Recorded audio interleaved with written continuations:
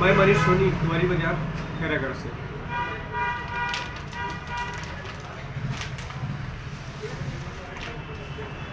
मैंने कलेक्टर महोदय के पास एक शिकायत दर्ज की है। जो आवेदक की कृषि भूमि खखरा 23/6 सर्टिफिकेट 85 डिसमिल भूमि रिकॉर्ड दुरुस्ती नहीं करने के कारण 199, 200, 318, 4, 17, 61 भारतीय न्याय संहिता 2023 के अंतर्गत अनावेदक के रूप में आपराधिक प्रकरण दर्ज करने के लिए कलेक्टर महोदय को मैं शिकायत दर्ज की है। यही शिकायत संलग्न करके मैं पुलिस अधीक्षक एसपी के पास भी दिया और आज पूरा पेपर में भी छपवा दिया। फर्जी लोन में एक नया मोड़ है, प्रबंधन के नाम से FIA दर्ज का मांग, ये दूसरा पेपर में छपा दिया हूँ, ये तीसरा पेपर में छपा दिया, पूरा पेपर में छपा दिया। मेरा कहना मतलब ये है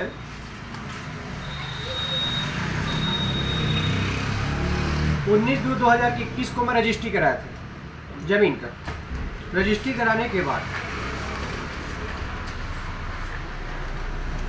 मेरे नाम से शिकायत किया गया पुलिस थाना खैरागढ़ में कि गलत तरीके से रजिस्ट्री कराया गया। उनका मैं पूरा संपूर्ण दस्तावेज लगा के सारा चीज करके पूरा सामने वाले को अनावेदक को फेना काट के दे दिया।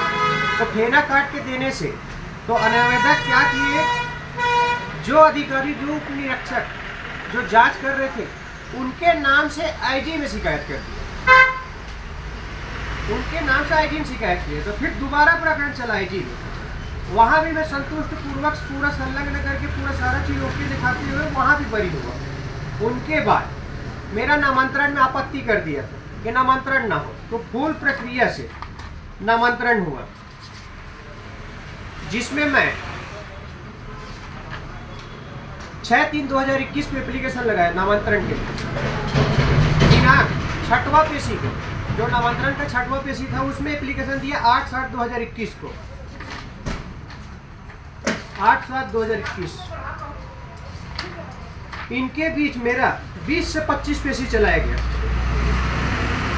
20 से 25 पेशी, बल्कि 6वां पेशी 7 पेशी में मैं बोला था कि सामने वाला खड़ा भी नहीं हुआ है, एक पक्षी पेशी चल रहा है, ना कोई डॉक्यूमेंट है, ना कोर्ट से कोई स्टे ऑर्डर है, पर भी जानबूझ के दबाव पूर्वक राजनीति का पद प्रभाव लगाते हुए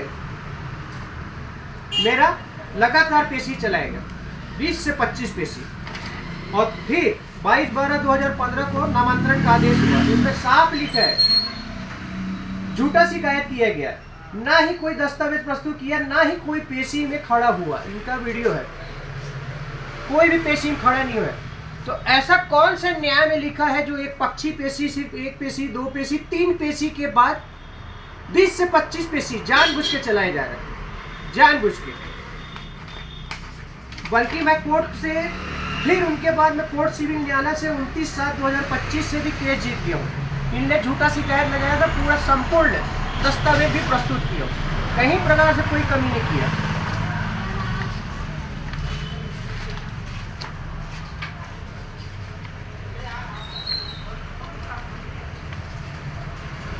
कि कोर्ट की प्रक्रिया चलते हुए फिर जीतने के बाद जैसे मैं 29/7/2025 को कोर्ट से प्रक्रिया से केस जीता, वैसे ही छेदीलाल जांगड़े पटवारी अपना हल्का नंबर दूसरे में था।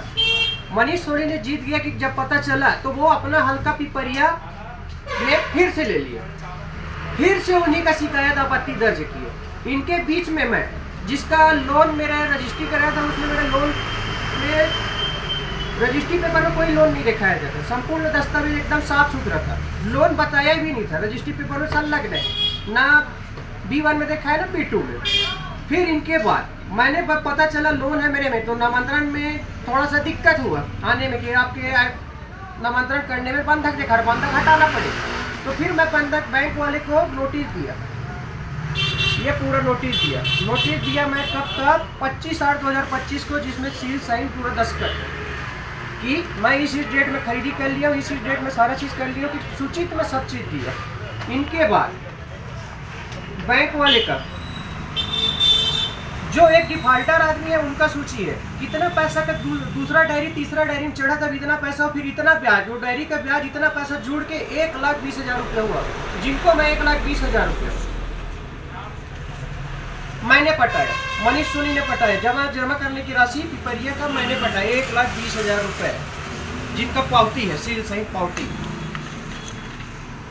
फिर उनके बाद अचानक से 10/9/2025 को दोबारा लोन निकल गया इसी खसरे में, जो इनका पावती है।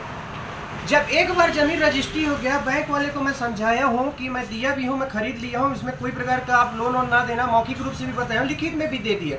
उनके बाद भी जानबूझ के लोन दे दिया, जिनका पावती ये है। फिर उनके बाद